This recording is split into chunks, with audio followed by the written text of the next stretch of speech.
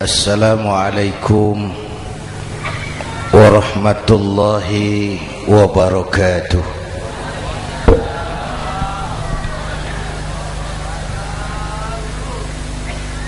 Alhamdulillahi wa kafa, wassalatu wassalamu ala sayyidina Muhammadin al-Mustafa wa ala alihi wa ashabihi ahli sidqi wal wafa, amma ba'd. Para ulama, para habaib, para masyayikh yang saya muliakan, yang terhormat Bapak Kapolres dan Bapak Dandim, Sahibul Bait, segenap keluarga besar Pondok Pesantren Raudhatul Muta'allimin Al-Aziziyah,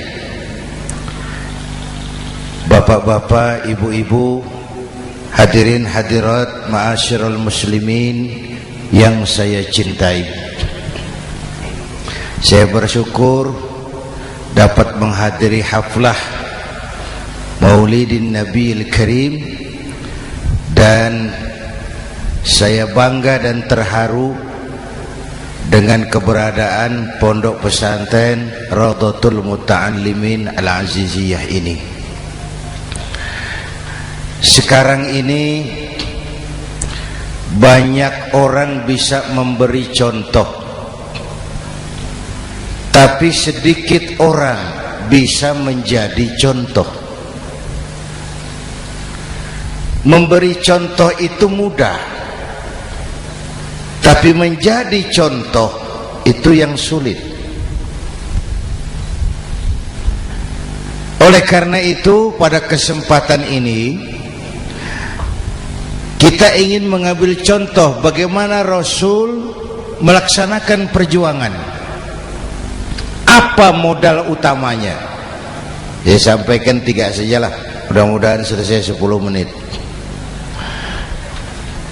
Yang pertama, modal utama perjuangan baginda Rasul adalah akhlakul karimah. Memperbaiki akhlak dengan akhlak. Oleh karena itu, Suramadu sudah selesai.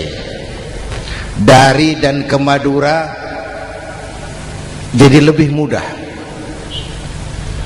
Bahkan Madura akan jadi daerah industri. Tetapi yang kita ingin, Madura tetaplah Madura. Akhlak tidak boleh berubah. Zaman boleh berubah, akhlak tidak. Masa boleh berganti, tapi keyakinan tidak boleh mati. Nah, soalnya adalah kepada siapa kita harus berakhlak. Kita itu kan harus berakhlak kepada 2. Kita harus berakhlak pertama kepada Allah. Ini yang terpenting. 13 tahun Rasul berjuang di Mekah hanya memperbaiki akhlak kepada Allah, menanamkan tauhid, meluruskan akidah, membangun keyakinan. 13 tahun di Mekah itu, dengan perhitungan kalau fondasi kuat, bangunan aman. Kalau fondasi melenceng, bangunan bengkok. Kalau fondasi rapuh, bangunan runtuh. Bangunan bagaimana fondasinya? Orang hidup bagaimana imannya? Kekuasaan dan jabatan baru ada manfaatnya kalau dipegang tangan orang beriman. Kalau tidak, yang muncul Fir'aun. Harta baru terasa manfaatnya kalau dipegang tangan orang beriman. Itulah sebabnya bangsa kita ini bukan cuma perlu orang pintar, kita perlu orang benar. Bahkan di masyarakat lebih baik benar tidak terlalu pintar ketimbang pintar tapi tidak benar.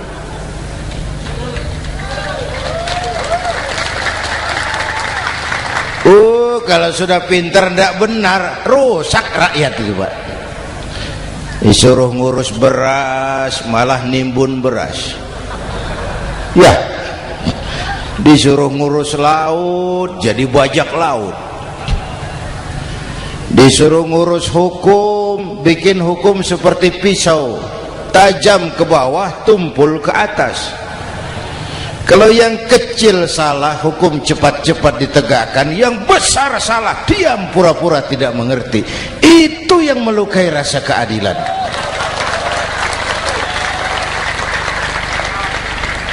Mulai dari akhlak kepada Allah. Bagaimana cara berakhlak kepada Allah? Caranya dua. Pertama, jangan menyekutukannya dengan sesuatu pun. Yang kedua, jangan menyembah kecuali hanya kepadanya. Itu akhlak kepada Allah. Konsisten, disiplin. Saya bersaksi tiada Tuhan selain Allah, maka saya tidak akan menyembah kecuali hanya kepada Allah. Saya tidak akan takut kecuali hanya kepada Allah. Saya tidak akan minta tolong kecuali hanya kepada Allah. Saya tidak akan melarikan persoalan kecuali hanya kepada Allah. Saya bersaksi Nabi Muhammad utusan Allah, Nabi terakhir. Tidak ada Nabi sesudah Nabi Muhammad. Harga mati, titik. Disiplin. Ada yang mengaku jadi Nabi, wajib tidak percaya. Disiplin. Sekarang ini kan bangsa kita disiplinnya lemah. Korupsi agak sulit diberantas karena pejabat kita takut atasan tapi nggak takut Tuhan.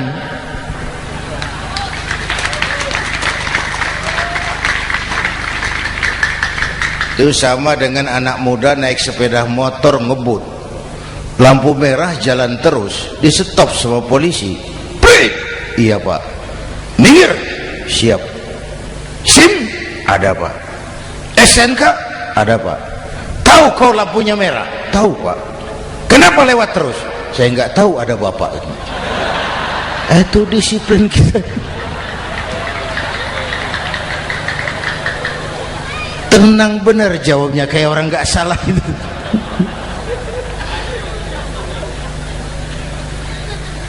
Iman. Apalagi belakangan ini saya sering bilang gini Pak, ini humor tapi agak tasawuf. Orang yang paling tenang hidupnya itu tukang parkir. Coba lihat tukang parkir, walaupun mobil banyak, mereknya bagus-bagus, tidak pernah sombong. Benar ini, tenang. Nanti mobil pergi satu demi satu, habis sama sekali, dia tidak sedih. Tenang. Mobil banyak tidak sombong, mobil habis tidak sedih. Apa rahasianya? Ternyata, nih tasawufnya di sini. Tukang parkir tidak merasa memiliki, tapi merasa dititipi. Wah, itu. Siapa saja yang merasa memiliki, bersiaplah kehilangan, dan itu menyakitkan. Tapi kalau merasa dititipi, jabatan, harta, anak, istri, semua titipan, hiduplah seperti tukang parkir. Pertama, titipan tidak boleh bikin kita sombong. Dititipi kok sombong, tidak pantas ya. Pak Zainuddin titip mobil ya, silakan. Yang punya mobil pergi, saya peteteng. Tidak pantas dititipi kok sombong. Ada orang dititipi jabatan oleh Allah sombong, dititipi sombong. Ada enggak pejabat sombong? Ada, namanya Fir'aun. Itu pejabat-pejabat sombong anak buah Fir'aun semua. Dititipi harta oleh Allah, jadi orang kaya sombong, sama tetangga tidak mau kenal, orang lain kecil semua, jalan tidak injak tanah. kuntilanak. Yang kedua penting, titipan harus dijaga baik-baik. Kalau tidak, yang nitip marah. Yang nitip marah. Pak, titip sepeda motor, silakan. Waktu diambil sepeda motor, kaca spion pecah, knalpot hilang, bemper hancur. Marah enggak yang nitip? Marah. Saya kan titip, kenapa enggak dijaga baik-baik? Dititipi harta oleh Allah jadi orang kaya supaya bangun pesantren, bela yatim, santuni yang lemah. Pelitnya 17 setan. Yang nitip marah. Dititipi jabatan oleh Allah isinya korupsi saja, yang nitip marah. Nah, saya mau kasih lihat sekarang. Allah titip Indonesia. Allah titip Indonesia. Hai rakyat, ini Indonesia, aku titip, kata Allah. Sebentar, ada meja mau naik. Silakan Mas. Iklan. Ya, terima kasih. Jangan disangka kalau disediakan air teh pidatonya jadi lama. Dekorasi ini kok. Sampai mana tadi? Hai rakyat, ini Indonesia, aku titip, kata Allah. Ini negara besar dan kaya. Titipan ini ditebus dengan keringat, air mata, darah, dan nyawa. Ini bedanya. Malaysia memang merdeka, tapi diberi Inggris. Singapura merdeka, diberi Inggris. Indonesia merdeka, keringat, air mata, darah, dan nyawa. Ini negara aku titip, kata Allah. Ini negara besar dan kaya. Buminya subur. Di atas perut buminya segala tanaman hidup. Di bawah perut buminya ada gas, minyak, batu bara. Lautnya kaya, hutannya kaya. Kekayaan negeri ini harus digunakan bagi sebesar-besar kemakmuran rakyat. Itu amanat konstitusi. Disalahgunakan, dikorupsi, yang nitip marah. Yang nitip marah. Kalau dia marah, dia suruh makhluknya yang lain negur. Siapa? Merapi, Bromo, anak Krakatau. Itu Merapi demo, Pak. Kalau kita rakyat demo, anak buahnya Pak Danres turun. Tapi kalau Merapi demo, siapa yang mau ngatasi? Mbah Marijan. Selesai. Sekarang Mbah Marijan sudah kumpul sama Mbah Surip di alam barzah. Dia sudah ketemu dia. Kata Mbah Surip, tenang Mbah Marijan, tak gendong, aman sudah. Aman sudah. Saya mau bilang Merapi itu makhluk, Krakatau itu makhluk, Bromo itu makhluk. Tidak mungkin makhluk bergerak dengan sendirinya, pastilah ada yang menggerakkan. Maka baik-baiklah sama yang bikin angin supaya bertiupnya sesuai keperluan. Baik-baik dengan yang bikin air supaya datangnya sesuai kebutuhan. Baik-baik sama yang bikin gunung supaya meletusnya pelan-pelan.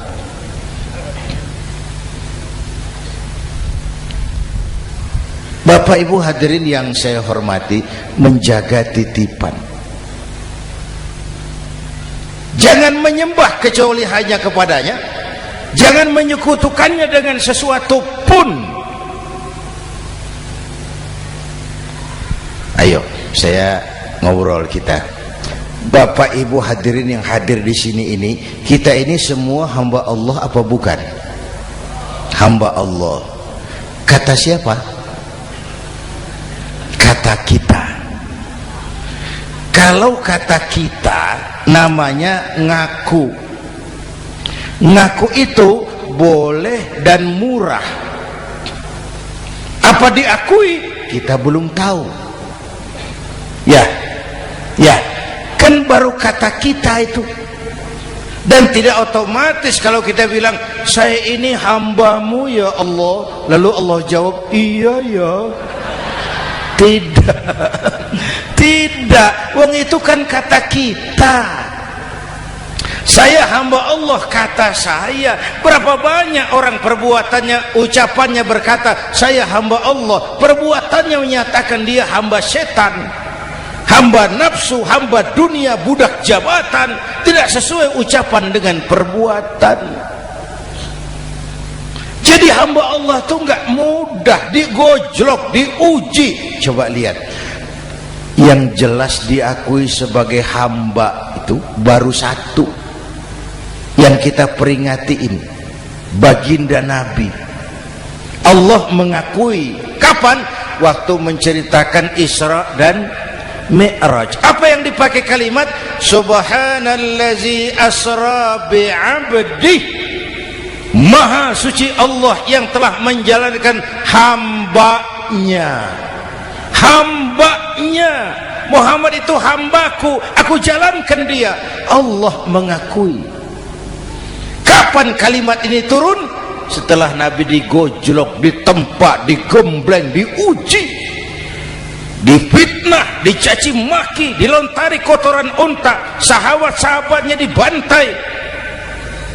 Lolos, Muhammad betul-betul hambaku. Ayo Isra Muhammad.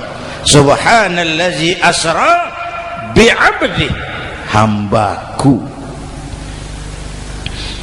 Jadi kalau mau jadi hamba Allah ya diuji, digojlok, digembleng. Nah, mari kita lihat kehambaan baginda Nabi. Orang yang paling bersih hatinya Rasulullah.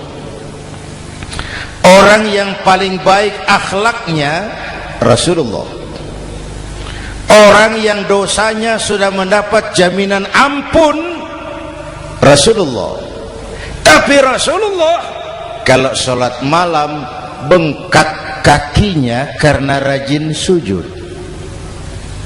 Hati bersih, akhlak terbaik, dosa sudah diampuni. Tapi kalau sholat malam kakinya bengkak karena rajin sujud. Saya tahu di sini juga banyak yang kakinya bengkak. Cuma urusannya apa? Itu urusan masing-masing. Pada tingkat seperti itu Rasulullah, saya perlu Allah, saya perlu Allah, saya perlu Allah. Yang 100 tahun kita bangun selesai oleh gempa 3 menit. Ya. Yang 100 tahun kita bangun ternyata selesai oleh gempa 3 menit. Kita perlu Allah. Kita perlu Allah. Makanya musibah itu kan kalau menimpa orang baik-baik namanya ujian. Kalau menimpa orang setengah baik itu paru-paru yang bikin malaikat bingung. Sholat rajin, maksiat tekun, baca Quran mau, fitnah orang hobi, ngaji nyolong jalan terus. Untung di sini nggak ada yang begitu. Di Jakarta banyak. Di sini insya Allah sama. Jakarta. Orang separuh-separuh seperti itu kalau dapat musibah itu namanya teguran, bukan ujian. Kenapa ditegur? Lalai. Nah, kalau orang jahat dapat musibah itu namanya persekot. Uang muka tanda jadi. Kontannya nanti di akhirat. Kalau diuji bukan saja harus sabar tapi harus lulus. Kalau ditegur, introspeksi, perbaiki yang kurang, kurangi yang memang berlebihan. Bertali-tali, bersambung-sambung musibah ini, dan musibah kalau datang tidak pernah memilih, tidak pernah memilih. Bapak Ibu hadirin yang saya muliakan, jadi mari yang pertama jaga akhlak kita kepada Allah.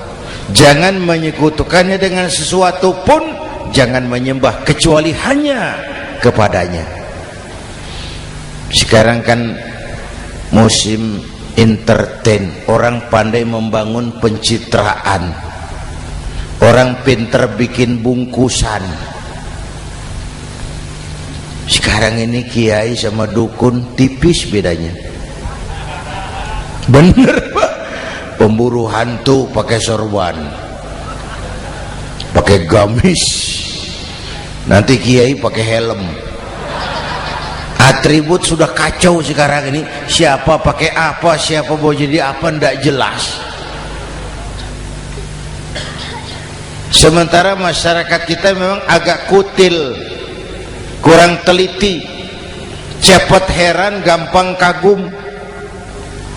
Pernah terjadi suatu saat tabrakan di jalan, keras sekali, korban jatuh berlumur darah, dikerubungi orang banyak. Datang wartawan mau ambil gambar dari dekat, sulit, banyak sekali orang ngerubung. Dia cari akal, tolong saya dikasih jalan ke dekat korban. Orang menoleh semua. Saudara siapa? Saya bapaknya korban, katanya. Dia mengaku bapaknya korban. Ya orang minggir semua, minggir, ada bapaknya korban. Orang minggir semua, dia maju ke depan korban. Sampai di depan korban pucat mukanya itu wartawan. Kenapa? Yang ketabrak anak monyet, Pak. Dia sudah ngaku bapaknya korban.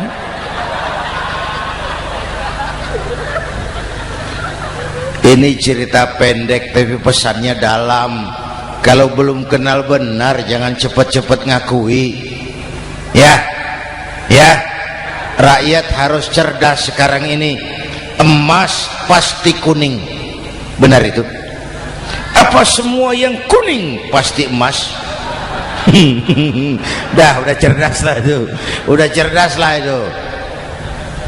Hati-hati, ini zaman pencitraan. Orang pandai bikin bungkusan. Oleh karena itu kita juga harus punya filter supaya tidak hanyut oleh kedangkalan-kedangkalan pencitraan itu. Satu itu akhlak kepada Allah. Yang kedua, kepada siapa kita berakhlak? Kepada sesama manusia. Kepada sesama manusia itu siapa? Pertama, sesama muslim. Malam ini saya hadir di sini, saya tidak merasa tamu. Saya hanya keluarga di tengah keluarganya. Bahwa saya lahir di Jakarta itu sih kebetulan. Saya enggak pesan. Yang kita tidak pesan jangan diributkan. Kita enggak pesan. Warna kulit seperti ini kita enggak pesan. Dari suku apa lahir kita enggak pesan. Potongan seperti ini kita enggak pesan. Islam membebaskan manusia dari ras diskriminasi. Pada waktu yang bersamaan Islam mengangkat harkat, derajat, martabat kaum wanita. Ini kasihan dari tadi nggak diajak ngomong nih. Pada waktu yang bersamaan Islam mengangkat harkat, derajat, martabat kaum wanita. Ibu-ibu mestinya lebih terima kasih sama Rasulullah. Sebelum Rasulullah datang, nasib perempuan menyedihkan, dilecehkan, harganya murah. Sebelum Rasulullah datang, murah. Sebelum Rasulullah datang, murah. Coba lihat wanita sebelum Islam, sedih, dilahirkan hanya untuk melahirkan, alat pemuas nafsu. Kalaupun berperan, peranannya cuma segitiga, dapur sumur kasur, kasur sumur dapur. putar-putar di situ saja. Tidak usah di Arab, dunia, di Jawa. Raja-raja Jawa sebelum kenal Islam seenaknya ngumpuli perempuan kan, selirnya yang 30, 50. Sultan-sultan di Turki piara harem ratusan orang perempuan. Kaisar terakhir dinasti Ming Cina bangun istana 1000 kamar, istrinya 1000. Innalillahi wa inna. Itu saya coba pikir, raja kalau istrinya 1000, kapan pakai kolor itu raja?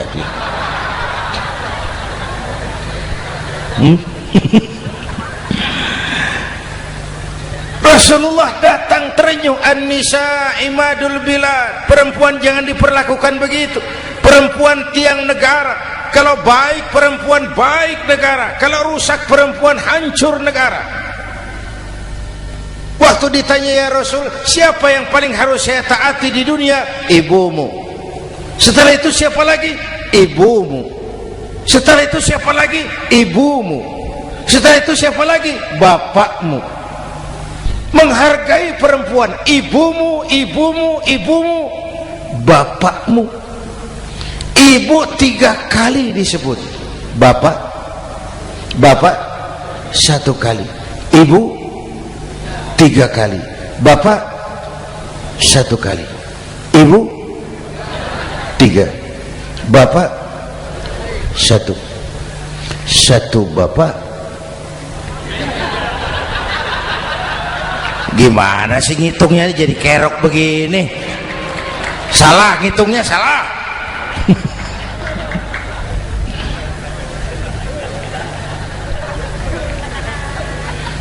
Lalu dicairkan kehidupan kemasyarakatan di masjid. Masya Allah, masjid itu pendidikan demokrasi betul. Pertama, siapapun masuk masjid copot sandal, buka sepatu. Benar itu? Ini masyarakat yang mau kita bangun. Tidak ada warga negara kelas 1, semua sama. Lurah masuk masjid buka sepatu, rah. Camat masuk masjid buka sepatu, mat. Gubernur masuk masjid buka sepatu, Nur. Nikmatnya masyarakat masjid. Nikmatnya masyarakat masjid. Coba, binatang saja harganya tidak sama toh. Sapi yang mahal, yang gemuk, betul? Karena harga sapi pada dagingnya. Makin gemuk sapi, makin mahal harganya. Tapi ada burung perkutut lebih mahal dari sapi, padahal dagingnya sedikit, betul. Kenapa harganya lebih mahal dari sapi? Harga perkutut suaranya. Di mana harga manusia yang paling gemuk? Silahkan bersaing dengan sapi. Maaf.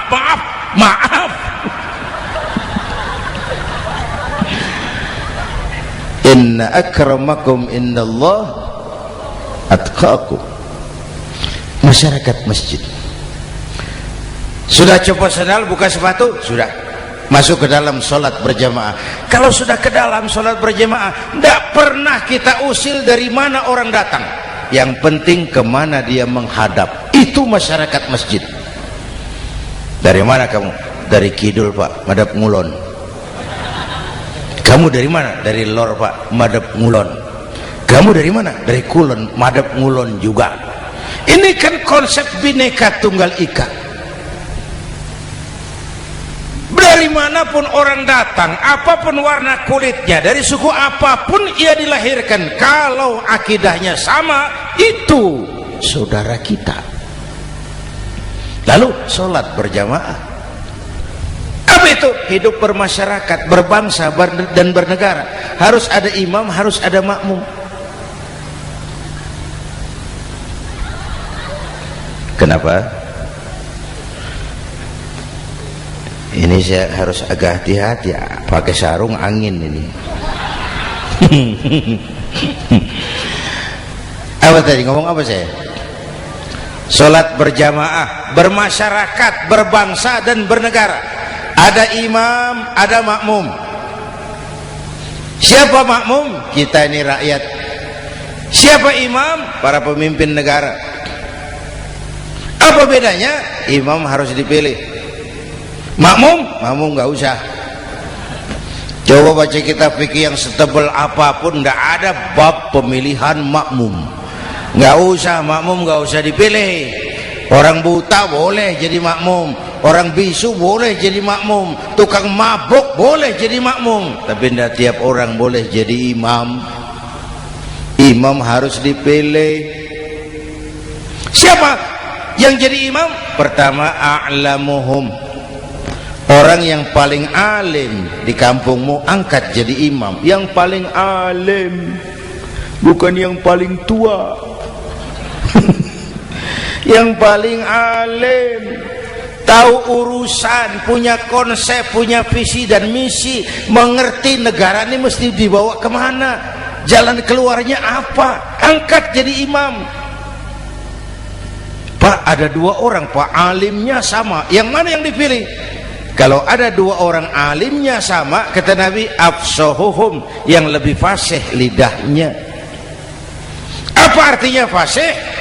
Nyambung sama rakyat, tahu apa yang dimaui rakyat, nyambung.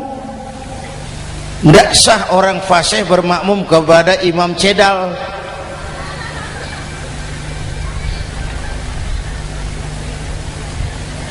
Kenapa Bu? Nyambung. Capek kalau punya imam gak nyambung sama makmum. Makanya kalau sudah jadi imam, pesan Nabi apa? Idza amma ahadukumun nasa falyukhaffif. Kalau kamu jadi imam, ringankan sholat kamu, jangan terlalu panjang. Itu makmum tidak sama kekuatannya.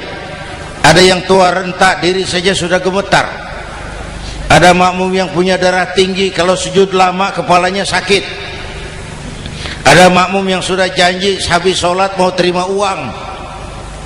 Jangan kalau sudah jadi imam di kota, sholat isya berjamaah, rakaat pertama selesai Fatihah, Yasin, bubar makmum itu. Jadi imam jangan terlalu lama, kayak Husni Mubarak tuh, kelamaan jadi imam, 30 tahun, rakyat capek.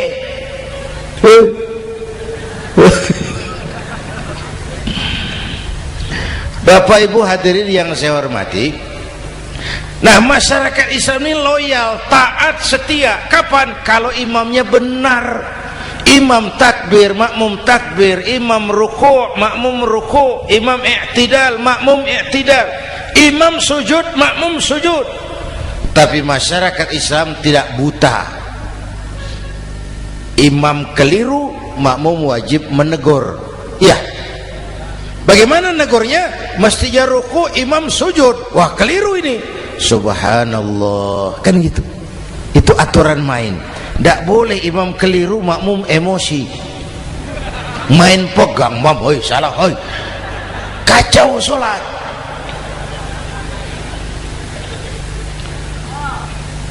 Imam buang angin, apa makmum lalu berkata, demi kesetiaan saya kepada imam, imam buang angin, saya lebih keras lagi. Goblok. Iyyaka na'budu wa iyyaka nasta'in. Sampai situ imam buang angin, minggir. Tidak usah ribut. Yang di belakang satu orang maju ke depan, lanjutkan pekerjaan imam. Yang penting imam tahu diri, buang angin, minggir. Ini negara rusak karena imam sudah buang angin. Tenang aja, kayak orang nggak salah itu loh.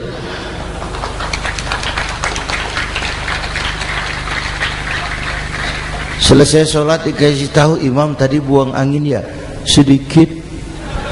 Apa kalau nggak sedikit lalu nggak rusak sholat itu? Nah, dalam berjaga akhlak kepada sesama, ayo kita jaga kesatuan, persatuan, kerukunan, kekompakan. Ini pesantren Radhatul Muta'allimin Al-Aziziyah, ini aset kita, keberadaannya, pengembangannya, kelangsungannya, bukan sekedar tanggung jawab pengurusnya, tanggung jawab kita sesuai dengan bidang dan kemampuan masing-masing. Yang punya jabatan bantu dengan wewenangnya, yang punya harta bantu dengan uangnya, yang punya tenaga bantu dengan tenaganya, yang bisa doa bantu dengan doanya, yang tidak bisa apa-apa bantu dengan diam. Diam saja lumayan loh itu membantu. Bapak Ibu hadirin yang saya hormati, saya ingat almarhum Panglima Besar Sudirman pernah bilang, kamu itu kalau mau menang harus kuat, kalau mau kuat harus bersatu, kalau mau bersatu hidupkan semangat silaturahmi. Mau menang harus kuat, mau kuat harus bersatu, mau bersatu hidupkan silaturahmi. Bapak Ibu hadirin, rukun antar umat seagama. Beda pendapat boleh, marah jangan. Kalau di Jakarta kan sekarang lagi musim apa itu wahabi yang bid'ah, sedikit bid'ah itu. Saya sih bilang yang suka tahlil bagus, terusin. Yang nggak suka tahlil nggak apa-apa, tapi jangan mencaci maki yang suka tahlil. Yang mabuk masih banyak kok yang tahlil dicaci maki. Kita nih seperti orang kurang kerjaan. Waktu guru saya Hadratul Mukarram Ki Haji Dr. Idham Khalid wafat, saya ajak orang baca Fatihah. Selesai, saya lagi duduk di belakang, seorang pengusaha nemui saya, Kiai, kenapa? Saya coba ingin kepastian. Apa? Orang yang sudah mati dibacakan Fatihah itu apa pahalanya sampai? Saya bilang gini, Mas, kamu kalau nggak percaya mati aja dulu. Saya bacain Fatihah, tunggu di sono. Kalau nggak nyampe balik lagi nggak apa-apa.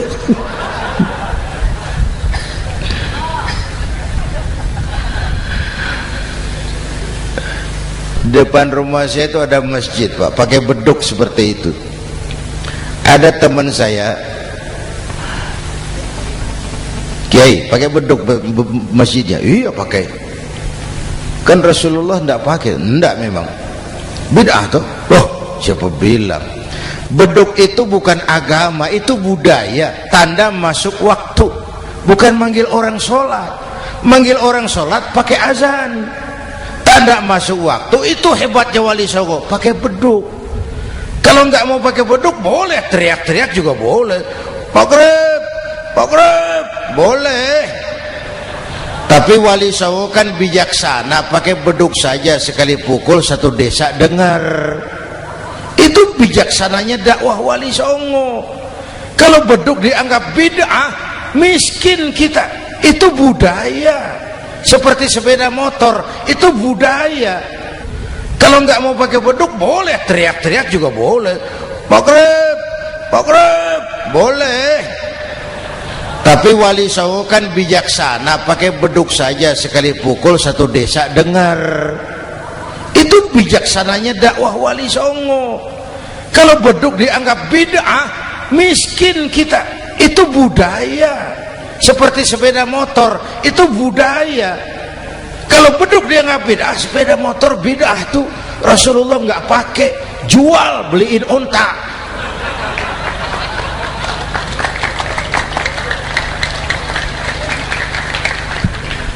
Ayo cari persamaan, jangan memperbesar perbedaan. Hormati pendapat orang kalau pendapat kita juga ingin dihormati. Kasus Ahmadiyah meledak lagi di Cikesik, Banten.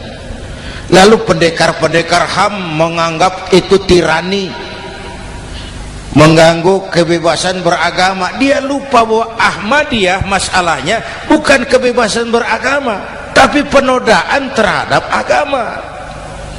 Kalau kebebasan beragama sih umat Islam welcome. Orang mau Hindu, mau Buddha, mau Kristen bebas memilih agamanya masing-masing. Tapi ini kan Ahmadiyah lain, ngakunya Islam tapi ada nabi lagi sesudah Nabi Muhammad, namanya Mirza Ghulam Ahmad, asal dari India. Saudara hadirin yang saya hormati, ini yang prinsip penodaan terhadap agama. Kalau nggak ngaku Islam nggak masalah. Supaya mau aman caranya cuma dua, Ahmadiyah jadi agama sendiri, karena Malaysia sudah melarang, Brunei sudah, Rabitoh Alam Islami menyatakan aliran sesat, Saudi Arabia melarang pengikut Ahmadiyah pergi bikin haji, dia dianggap non muslim. Cuma memang pemerintah kita nggak tegas. Kalau dari dulu dinyatakan dilarang, nggak akan ada lagi kasus-kasus seperti itu.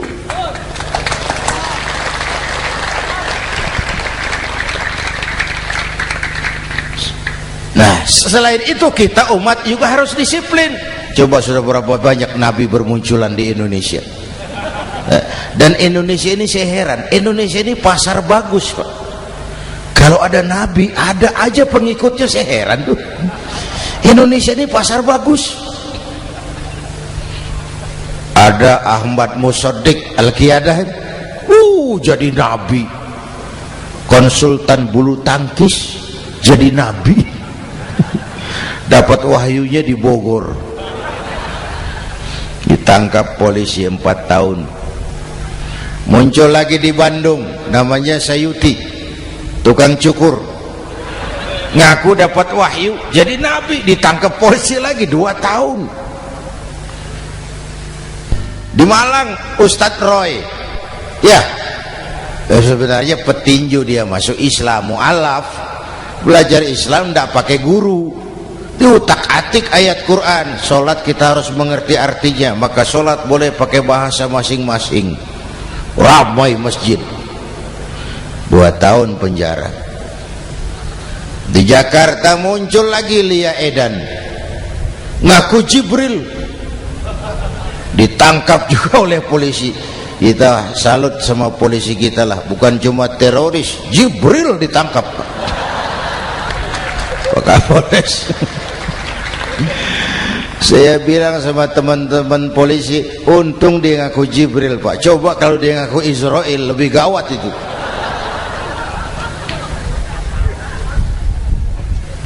Yang parah, antara Cirebon Losari, dia perbatasan Jawa Tengah Jawa Barat, pernah muncul agama baru namanya agama Jasun, agama Jawa Sunda, agama Jasun Jawa Sunda.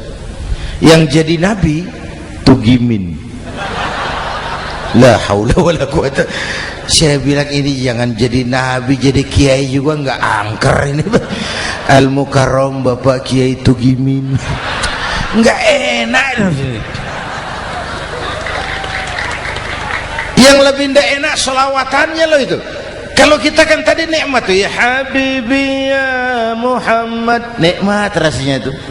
Coba ganti sama yang tadi, wah enggak, ya Habibi ya Tugimin, enggak enak itu, Pak. Jadi umat Islam itu sangat menghormati orang lain agama. Soal agama orang lain, lakum dinukum, awas hati-hati kalimatnya. Kita menghormati orang lain agama. Soal agama orang lain, lakum dinukum. Kita memang yakin cuma Islam agama yang benar, tapi bukan berarti kita boleh menghina agama orang lain. Kenapa? Kalau agama kita yang dihina, kita kan sakit hati. Orang lain sama dong. Itu sebabnya Allah berpesan, jangan kau caci maki Tuhan mereka, karena mereka akan balas mencaci maki Tuhanmu. Dan itu artinya mencaci maki aku, kata Allah. Jelas ini? Jelas? Justru karena umat Islam mayoritas di Indonesia, maka kerukunan antar umat beragama terjaga dengan baik. Kalau umat Islam mau main kasar, mau main kayu, mau main keras, Umat Islam ini 85%, yang lain pasti selesai, saya jamin selesai. Tapi kan tidak, kita sadar betul ini negara Pancasila, kita sadar betul bahwa kita harus menghargai orang lain agama, menjaga kerukunan, rukun antar umat beragama. Yang ketiga, rukun antar umat beragama dengan pemerintah. Dulu kiai saya bilang, sultanun zulum khairum min fitnatin tadum. Pemerintah yang jelek pun sebenarnya masih lebih lumayan ketimbang tidak ada pemerintahan, kalau itu ukurannya. Coba umpama nanti Pak SBY sudah terlalu pusing, lalu pengumuman jam 000, seluruh rakyat Republik Indonesia saya umumkan mulai malam ini tepat jam 000 pemerintah bubar. Ayo bayangkan seperti apa kita tanpa pemerintah. Hukum rimba, yang kuat menekan yang lemah, yang kaya merampok yang miskin. Rumah saudara dirampok, lapor ke polisi, kata Kapolres, maaf polisi baru bubar. Hak asasi diinjak-injak, lapor ke pengadilan, pengadilan bubar. Masih ada pemerintah saja yang kuat suka menekan yang lemah, apalagi kalau tidak ada pemerintah. Karena itu ulama dan umarok dua pilar utama. Kalau kuat keduanya, kuatlah masyarakat. Kalau rapuh keduanya, maka rapuhlah juga masyarakat. Bapak Ibu hadirin yang saya hormati, ini yang kedua, kita harus berakhlak kepada sesama. Yang ketiga, kepada siapa kita harus berakhlak? Kenapa? Iya, saya cuma lihat jam. Yang ketiga, kepada siapa kita harus berakhlak? Kita ini harus berakhlak kepada makhluk Allah yang lain di luar manusia. Kepada air kita harus berakhlak loh Pak. Saya dulu remaja ngaji fikih, kiai ngajar makruh buang air kecil di tanah yang berlubang. Saya protes, kenapa makruh kiai? Pertama, untuk kesehatan. Siapa tahu di lubang yang kau kencingi ada gas beracun. Kalau tidak kiai, kalau tidak maka artinya kau harus melindungi binatang yang ada di dalam lubang.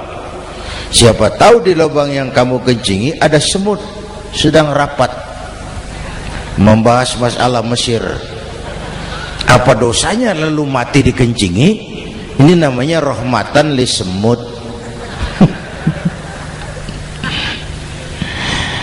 Bapak Ibu hadirin yang saya hormati, ada hadis sederhana, fa iza zabahtum fa ahsinu zibhata.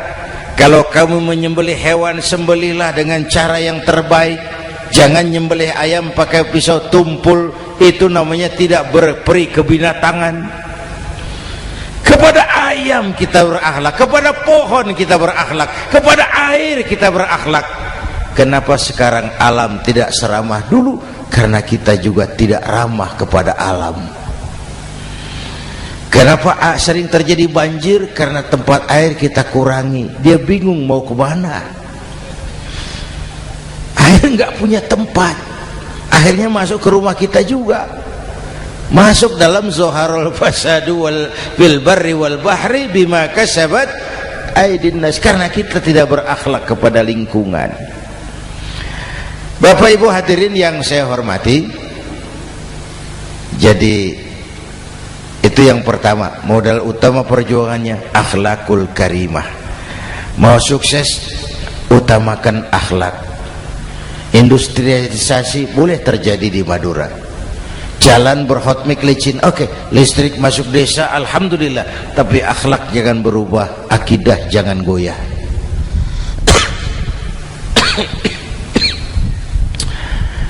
Teknologi tidak bahaya, yang bahaya orang yang menggunakannya. Wayang itu yang namanya cepot, itu bisa selawat badar kalau yang megang Anom Suroto. Cepot bisa selawat badar kalau yang megang Anom Suroto. Wayang bagaimana dalangnya, teknologi bagaimana orang yang menggunakannya. Satu. Yang kedua, yang kita contoh dari baginda Rasul, beliau itu sejak kecil tidak dimanjakan, Pak. Lahir ke dunia tidak sempat melihat wajah bapak. Umur 6 tahun ditinggal ibu. Umur 9 tahun ngembala kambing, berniaga ke Syam. Syam itu Syria sekarang. Umur 9 tahun bisnis lintas negara dari Saudi ke Syria. Remaja tidak dimanjakan, kerja keras, peras keringat, banting tulang, tidak ada pekerjaan halal yang hina. Lahir pribadi yang tegar, mental yang tahan banting, manusia yang tidak cengeng karena sejak kecil ditempa oleh kesulitan. Jadi gini, orang itu kalau biasa susah, ketemu susah, ndak kaget, Pak. Mentalnya kuat. Saya santri biasa makan kangkung, datang ke rumah teman dikasih kangkung, loh makanan saya ini, dikasih daging ayam, nambah. Orang tuh kalau biasa susah enak. Saya santri biasa tidur di masjid, disuruh nginep di hotel, pules, Pak. Tapi yang biasa tidur di hotel suruh nginep di masjid, encok. Hidup ini perjuangan. Mau sukses harus berani susah. Jangan seperti dulu nih cerita santri. Ada santri beternak lebah, ambil madunya itu. Satu hari dia mau periksa sarang lebah, naik ke pohon pakai tangga, pakai sarung biasanya santri. Dia lupa tidak pakai celana dalam, naik pohon periksa, entah bagaimana terpegang sarang lebah itu, berhamburan lebahnya keluar, salah satu masuk ke sarungnya, tergigitlah Al-Mukarramnya itu. Dia menjerit, aduh, jatuh berguling ke bawah. Sudah lama jatuh, dia buka sarungnya, dia lihat bengkak. Karena bengkak kan jadi besar, senang juga dia. Dia berdoa, ya Allah, hilangkan sakitnya, biarlah bengkaknya. Ini kan, ini doa orang nggak konsekuen. Bengkak dan sakit itu paket. Mau bengkak ya harus berani sakit. Masa sakitnya bengkaknya mau, sakitnya nggak mau. Itu satu itu. Yang kedua, kita ini sering kalau punya cita-cita sering seperti rapat tikus. Satu hari sekelompok tikus rapat paripurna tikus untuk mengantisipasi bahaya kucing. Bagaimana supaya kucing itu jangan lagi mengganggu kita. Akhirnya ada yang mengusulkan begini, bagaimana kalau di leher kucing kita gantungkan lonceng, supaya kalau dia datang dari jauh suaranya sudah kedengaran dan kita bisa lari menyelamatkan diri. Wah, cerdas dia. Setuju, setuju semua. Setuju, setuju, setuju. Bagus. Nah, oke. Waktu pembicaraan dilanjutkan, tikus mana yang mau menggantungkan lonceng ke leher kucing? Rapat bubar. Setuju, akur. Iya, iya. Waktu kerja selesai. Bapak Ibu hadirin yang saya hormati, terutama anak-anak saya, para santri, remaja, pemuda. Hidup ini persaingan. Bapakmu tamat SD, nak, kau sarjana. Bapakmu cuma jadi RT, nak, kau camat. Bapakmu tukang tambal ban, kau harus punya pabrik ban. Anak saya pertama dulu, saya titip mondok di Tebu Ireng. Tahun pertama pulang saya kontrol, sini kau, apa hasilmu setahun di pesantren? dia sodorkan saya sebuah piagam penghargaan juara lomba pidato di pondoknya. Saya heran, ini anak di rumah jarang ngomong, kok bisa jadi juara pidato? Saya tanya, kamu bisa pidato, apa yang dipidatoin? Dia bilang, kan kaset ayah dihafalin gitu. Ya saya ketawa juga, waktu itu dia masih anak-anak. Baiklah, tapi apa cita-citamu? Saya kepengen seperti ayah. Wah, kau ini salah. Kalau aku ayahmu di matamu, menurutmu hebat, mestinya kau 10, 100, 1000 kali lebih hebat dari orang-orang yang kau anggap hebat. Karena tantanganmu akan lebih berat dari tantangan yang aku hadapi sekarang. Kalau kau sama dengan aku, kau ditinggalkan zaman karena kau tidak mampu menjawab tantangan zamanmu. Bapak Ibu hadirin yang saya hormati, persaingan tajam, tantangan makin berat.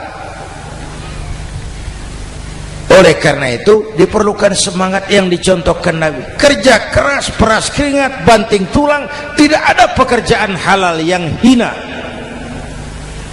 Sejak kecil ditempa oleh kesulitan. Asal jangan seperti saya tadi ngobrol sama teman-teman, sekarang ini di negara kita banyak politisi miskin negarawan. Pejabat-pejabat kadang-kadang kalau ngelihat rakyat tuh komentarnya nggak berpihak kepada rakyat. Saya ingat waktu Mentawai dihantam gempa, Nias hancur, infrastruktur hancur, rumah rakyat luluh lantak. Ketua DPR Pak Marzuki Ali bilang, bagaimana itu rakyat? Ya itu resikonya punya rumah di pinggir laut. Waduh, ini bukan komentar pemimpin, rakyat lagi susah kok dibilang kayak gitu. Saya prihatin dengan ucapan kayak gitu. Waktu cabai 100.000, di sini berapa sekarang? Sama ya. Waktu cabai mahal, ada pejabat bilang, rakyat suruh nanam cabai aja di halaman rumahnya. Ini kan gak solutif dan gak cerdas. Cabai naik, rakyat suruh nanam cabai. Nanti beras naik, rakyat suruh nanam padi. Yang saya khawatir kalau telur mahal, apa rakyat suruh bertelur gitu? Ini kan gak cerdas dan gak solutif. Bapak Ibu hadirin yang saya hormati, apalagi tadi sudah saya bilang di awal, kita ini bangsa yang ditempa oleh kesulitan. Mau merdeka saja dengan keringat, air mata, darah dan nyawa. Kita tidak boleh cengeng menghadapi kesulitan ini. Tegar, tahan uji, tahan banting, dan seterusnya. Itu hal yang kedua. Yang ketiga, terakhir, Rasulullah itu sosok yang ibadahnya luar biasa. Tadi sudah saya jelaskan sebagian. Ibadahnya luar biasa. Ayo kita bantu keamanan negeri kita ini. Dengan apa? Istighfar. Wa ma kana Allahu mu'adzibahum wa hum yastaghfirun. Allah tidak akan turunkan bencana selagi di tengah mereka masih banyak orang-orang yang istighfar. Rasulullah yang dosanya sudah diampuni sehari 100 kali istighfar. Ayo kita ngobrol ini. Pak, saya ini Zainuddin ini, kalau mengharap masuk surga dengan amal yang saya kerjakan sendiri, rasa-rasanya tipis harapan. Bener.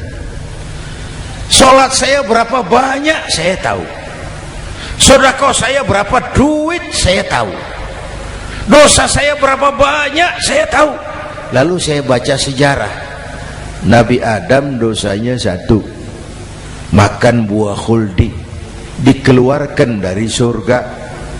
Nabi Adam dosanya 1, dikeluarin. Kita dosanya banyak, kepengen masuk. Ini enggak nyambung ini. Nabi Adam dosanya 1, dikeluarin dari surga. Kita dosanya banyak, kepengen masuk. Enggak nyambung. Apa yang bikin saya besar hati? Apa yang bikin saya optimis? Ada dua, Pak. Pertama yang disebut rahmat Allah, yang kedua disebut syafaat Rasulullah. Dua itu, Pak.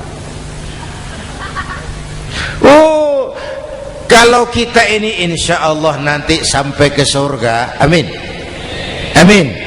Kalau kita ini sampai ke surga, Pak, saya jamin itu bukan karena amal kita, itu karena rahmatnya Allah.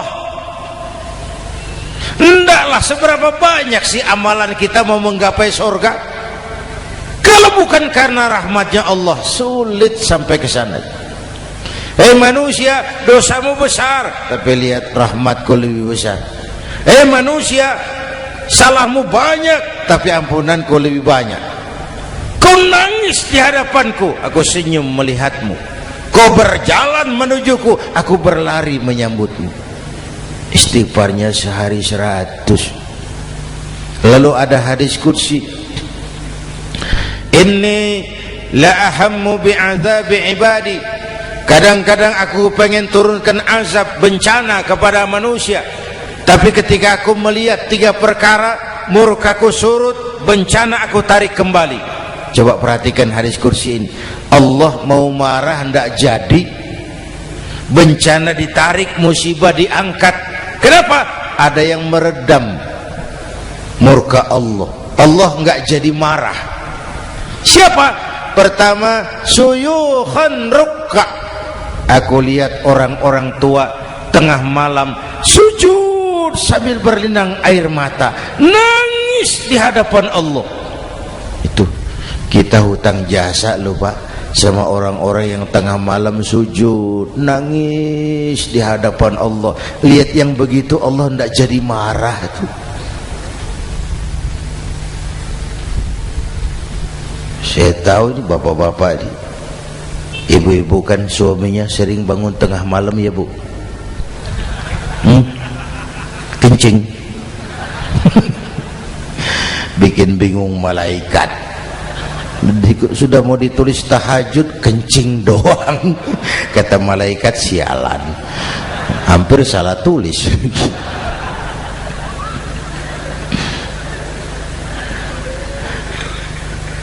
Aku lihat orang tua tengah malam sujud sambil berlinang air mata. Lalu aku lihat bayi-bayi tanpa dosa masih menyusu, sibyanan rudda. Bayi-bayi tanpa dosa masih menyusu, suci bersih, belum ternoda. Wa bahaiman rutta. Dan aku lihat binatang ternak melata mencari makan, kambing mudah cari rumput, alam terjaga keasriannya. Bagaimana bencana nggak mau nambah? Kita mengamalkan hadisnya juga terbalik.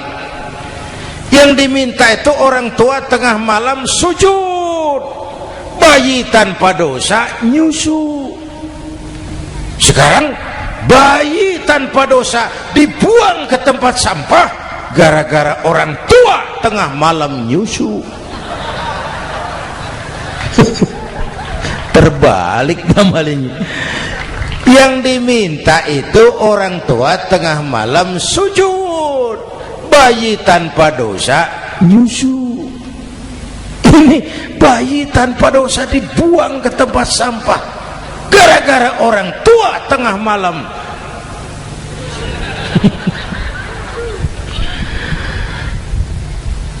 Bapak Ibu hadirin yang saya hormati, rahmat Allah kita perlu.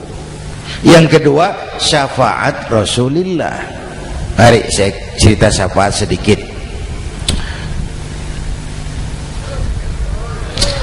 Ini sudah jam 00:05 ya.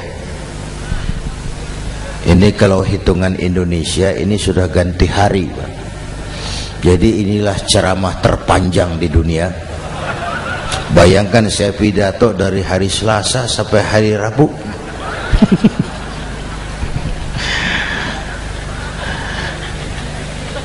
Syafaat, agak saya singkat ceritanya. Nanti itu Pak, setelah alam ini hancur sehancur-hancurnya, bumi gempa, gunung meletus, air laut tumpah ke darat, halilintar menyambar, planet-planet bertabrakan, semua yang hidup mati bareng tanpa persiapan, termasuk malaikat. Malaikat mati, yang tinggal cuma Allah sendirian. Yang lain hancur semua, tinggal Allah sendirian. Allah patroli, berseru-seru, limanil mulkul yaum, ahai, siapa penguasa hari ini? Mana Fir'aun yang ngaku Tuhan? Nongol kalau memang Tuhan. Mana Abrahat? Mana Namrus? Mana itu Benito Mussolini? Mana itu Adolf Hitler? Mana itu Hosni Mubarak? Penguasa-penguasa yang ngaku berkuasa, nol kalau memang penguasa. Gak ada yang jawab, Pak, semua sudah rebah. Allah lalu berkata, la ilaha illa ana. Ternyata tidak ada Tuhan lain selain aku. Allah sombong waktu itu. Kalau Allah sombong itu pantas. Hadis qudsi mengajarkan al-kibriya'u libasi. Sombong itu pakaianku, kata Allah. Cuma aku yang pantas pakai. Kamu manusia nggak pantas pakai pakaianku, kebesaran. Pakaian Allah mau dipakai. Sombong itu pakaian Allah, cuma Allah yang pantas pakai. Nanti itu yang pertama dihidupkan bukan kita, malaikat dihidupkan lebih dulu. Tiupan pertama, malaikat hidup semua, diatur panitia akhirat. Yang nyambut tamu siapa, yang pimpin marawis siapa. Malik siap, sediakan neraka. Aku mau bakar itu bajingan tengik yang waktu di dunia nggak mau sujud, jauh dari ulama, tinggal di masyarakat jadi biang kerok, sama yatim kejam. Sediakan neraka. Baik. Ridwan, iya, sediakan surga. Aku mau balas hamba-hambaku yang waktu di dunia rajin sujud, dekat dan cinta kepada ulama, santun kepada yatim, suka menolong orang yang memerlukan pertolongan. Baik. Jibril, Mikail, iya, ke surga. Untuk apa ya Rabb? Ambil kendaraan bernama Buraq, turun ke alam, cari di mana kubur kekasihku Muhammad, bangunkan dari kuburnya, bawa ke surga.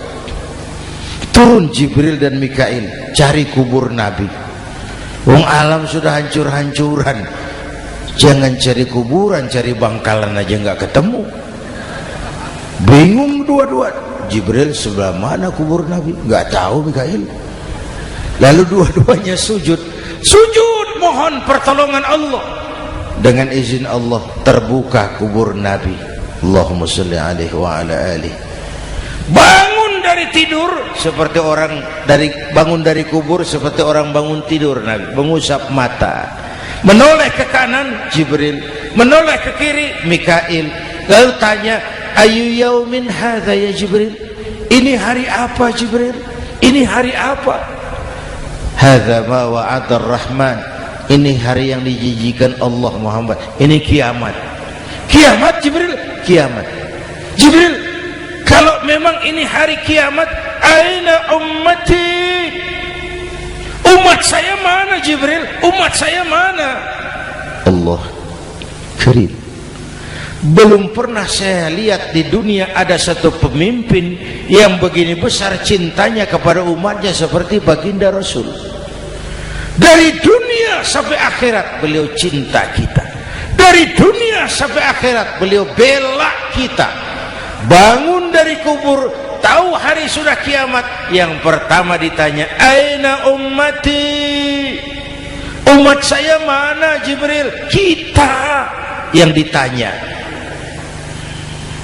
Kalau saya yang pertama dibangkitkan dari kubur, lain pertanyaannya.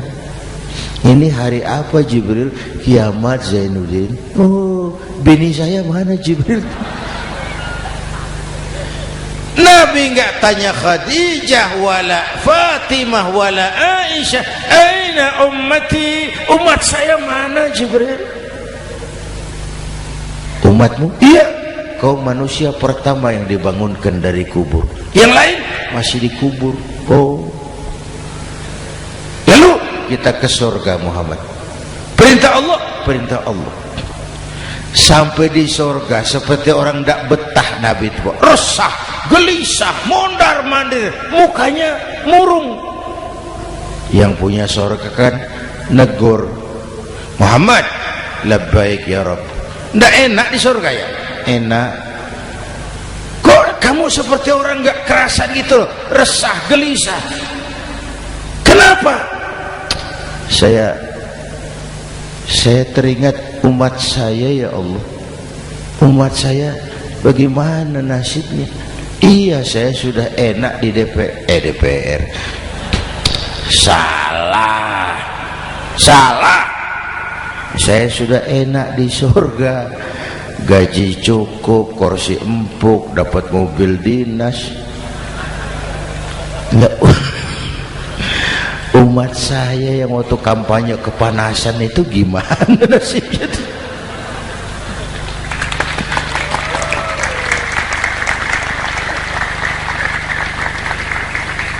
Makanya dulu di Senayan, di depan kantor DPR tuh banyak tukang kaca jualan di situ. Saya bilang ini tukang kaca pintar dagangnya di situ. Pas, maksudnya supaya yang mau berkantor di situ ngaca dulu. Ya, wakil lurah pasti tidak lebih tinggi dari lurahnya. Wakil camat tidak lebih tinggi dari camatnya. Oh, ini kenapa wakil rakyat kok selalu lebih tinggi dari rakyatnya?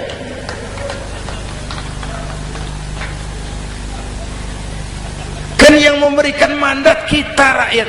Kemerdekaan bertujuan mengantarkan rakyat ke gerbang kesejahteraan. Lalu rakyat mempercayai tugas itu kepada pemerintah dan wakilnya di DPR. Saya percayakan kamu mengantarkan rakyat ke gerbang kesejahteraan. Itu amanat Undang-Undang Dasar. Biasanya yang diantarkan sampainya lebih dulu biasanya. Yang diantar sampai lebih dulu, yang mengantar nyusul, namanya ngantar belakangan. Ini lebih cepat wakil rakyatnya makmur daripada rakyatnya. Yang mau ngantar makmurnya lebih dulu dari yang mau diantar. Yang diantar kelelerahan di jalanan, yang mengantar udah sampai. Jadi bagaimana Muhammad? Saya minta izin mau keluar, tengok saya punya umat. Oke, saya potong ceritanya. Saat manusia dibangkitkan dari kuburnya masing-masing, Masya Allah, Masya Allah, saya nggak sanggup bayangkan jumlah manusia yang hidup di muka bumi sekarang kan 6 miliar. Cina berdua, India 2,5 miliar. Cina 1,5 miliar, India 1 miliar rakyatnya. Berdua sudah 2,5 miliar. Itu kalau kencing bareng banjir besar. Bayangkan manusia dari awal sampai akhir berapa puluh miliar kumpul di padang mahsyar. Subhanallah. Sibuk, panik, bingung mau disidang di hadapan Allah. Sebagian kumpul di pojokan berunding, kita mau disidangi. Terus ayolah kita cari bantuan. Kemana? Adnan Buyung. Begini. Kita ini kan anak cucu Nabi Adam. Pantas dong kita minta tolong sama beliau. Yuk, setuju. Berangkat cari Nabi Adam. Ya Adam, anta abal bashar. Adam, tuan datuknya manusia. Kami cucu kamu, anak turunan kamu mau disidang. Tolong kami Adam, tolong. Kata Nabi Adam, Quraisy mas, rombongan Jawa aku naik mumet lagi sama Nabi Nuh saja. Nuh bilang tidak bisa, saya juga punya masalah, pernah minta obat ditenggelamkan. Ibrahim barangkali, semua Nabi hand up, angkat tangan. Dikala itu yauma la yanfa'u malun wala banun, di mana harta tidak ada lagi artinya, anak-anak tak jadi beban, tiap orang sibuk dengan urusannya sendiri-sendiri. Saat itu ada satu pemimpin, Allahumma salli alaihi wa ala alihi, diizinkan Allah. Dikala semua nabi yang lain angkat tangan hand up, beliau malah ummati ana laha, ta'ali ummati, ta'ali ummati, umatku sini, umatku sini. Beliau memanggil-manggil umatnya. Yang bagaimana yang dipanggil? Ada hadis, inna ummati ya'tuna yaumal qiyamah ghurran muhajjalin min atharil wudu. Umatku besok di akhirat datang menghadap Allah dengan muka bersinar-sinar karena sering wudu. Sering wudu kan sering sujud. Masa cuma wudu tapi enggak sujud? Itu nanti tidak usah mengaku Rasul yang panggil, sini umatku. Tapi kalau muka enggak pernah wudu, enggak pernah sujud, merangkak di depan Nabi, saya umatmu ya Rasul. Kata Nabi, umat saya enggak ada yang kumel gini. Dikala itu beliau berkenan memberikan syafaat. Syafaat itu saudara-saudara, saya pakai sarung, sobek sedikit, syafaat itu nambeli, itu loh. Salat saya kurang sedikit, sedekah saya campur riak sedikit, puasa saya tidak ikhlas sedikit, ditutup dengan syafaat. Saya mau dagang, perlu modal 20 juta, saya punya uang 15 juta, yang 5 juta syafaat. Jadi harus ada modal. Kalau sholat tidak pernah, sedekah tidak pernah, lalu syafaatnya dari mana? Yang dapat tambelan itu yang punya sarung bolong, punya sarung sobek, ditambal dengan syafaat. Lah kalau tidak ada sarung, apa yang mau ditambal? Ya. Nah, mudah-mudahan kita semua mendapat rahmat Allah dan mendapat syafaatnya Rasulullah Sallallahu Alaihi Wasallam. Bapak Ibu hadirin, sudah 7:30 lewat 4 jam.